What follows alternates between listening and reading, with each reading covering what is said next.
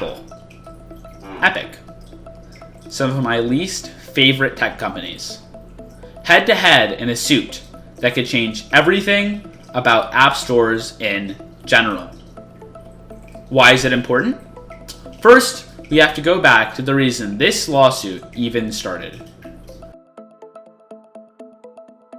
The reason was that on August 13th, 2020, Epic rolled out an update to Fortnite that added its own payment system, bypassing Apple's 30% cut, as well as lowering prices for Redux purchased through this system rather than Apple's own.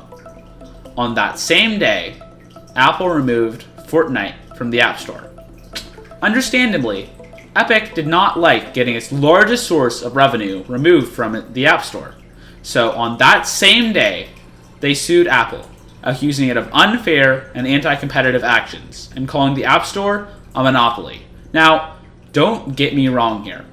Epic Games is operating solely, or at least mostly, on corporate greed. They are not the heroes, but they do happen to be right. I personally do not have a problem with Apple taking a 30% cut from its apps on its App Store.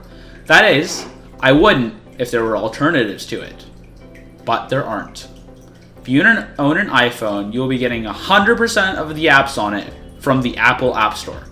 That is, at least, if you don't jailbreak it, which is something that both voids your warranty and Apple makes ever more difficult.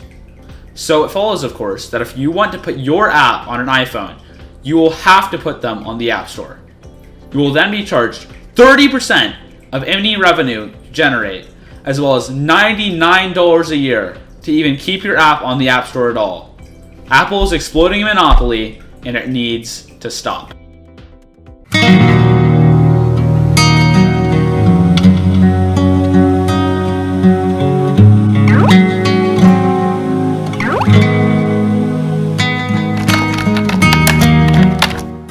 Before we begin, I'll have to warn you this will most likely be a very long and complicated video, but I promise you it'll be interesting. So grab some popcorn and join me for the grand drama of Apple versus Epic.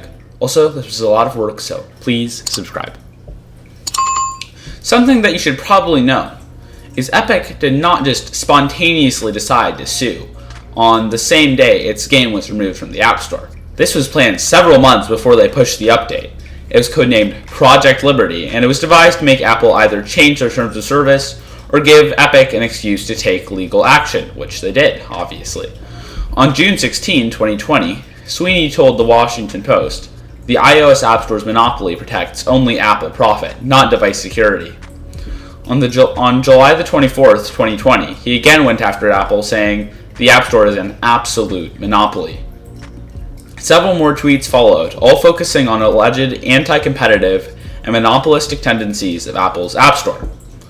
On August 13th, the same day Fortnite was removed from the App Store and Epic sued Apple, they also posted a video on the same day called 1980 Fortnite, parodying Apple's 1984 ad, which itself was based on George Orwell's book 1984.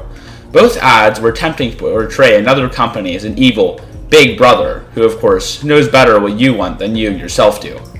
In Apple's case, it was IBM. For Epic, Apple. They also simultaneously launched the Free Fortnite movement, an obvious attempt to get 9-year-olds to do their dirty work. A lot happened in the next few days.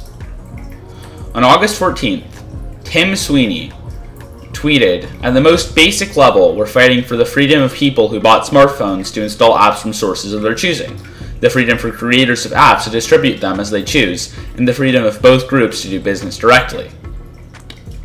On the 17th, Epic revealed that Apple threatened to terminate its developer account unless it complied, something that would not only affect Epic, but anyone using Unreal Engine in their mobile game, which is a lot of people.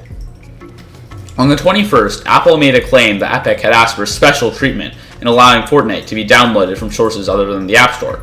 Epic denied this allegation, saying that they had asked that everyone should be able to do so.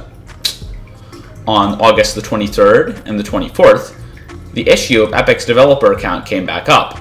Luckily for everyone using Unreal Engine on iPhone, Judge Yvonne Gonzalez-Rogers granted a temporary restraining order to prevent Apple from removing Epic's access to developer tools. Thank you.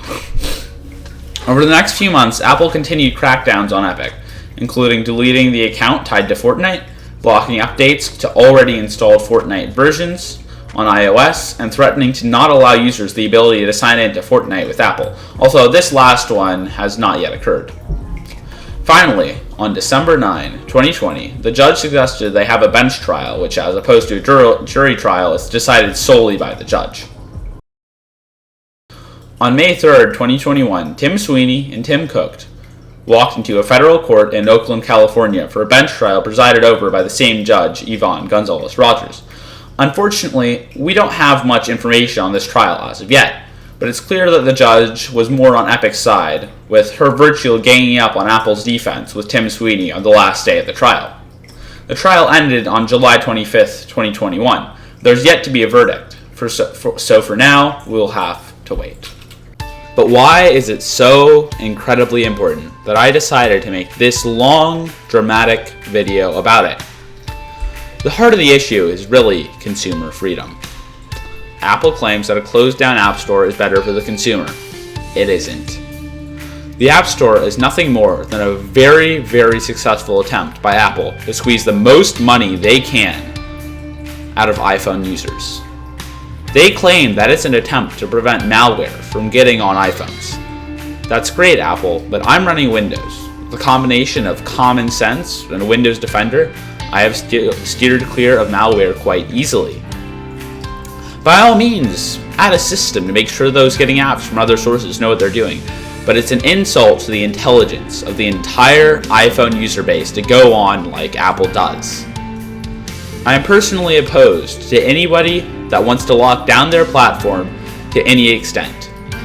If you bought the phone, then you should have the ability to use the phone to the full extent of its hardware capabilities.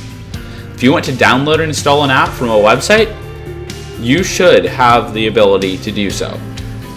And this doesn't even have to be bad for the company running this platform. Take the upcoming Steam Deck. Whoever owns one will find it most convenient to buy apps from Steam. Games from Steam. So of course, it'll be good for Valve, they'll make profits. But if that person wants to get them from anywhere else, then they can. They're not forced to get them from Steam, but they're still most likely to. Apple obviously does not have a monopoly on the phone market, but what they do have is a monopoly on everything that happens on an iPhone after it's sold. And if Epic wins this suit, it should be a significant step in the right direction of allowing users of all platforms the ability to use whatever software they want, taken from whatever source they may find, including third-party app stores. I personally favor Google's method, where you do have to jump through a couple of hoops to sideload apps to filter out, the completely tech illiterate, it isn't prohibitively difficult and an easy and smooth process once you've set it up for the first time. If Epic wins this suit, then this will be a big push for not only Apple, but Microsoft, Sony, Nintendo, and others to make a more open system for the acquiring of software, and that will be a good thing for everyone. Anyways, that's all I have for you today, so remember to like and subscribe since I put a lot of work into these videos, but most of all, have a nice day.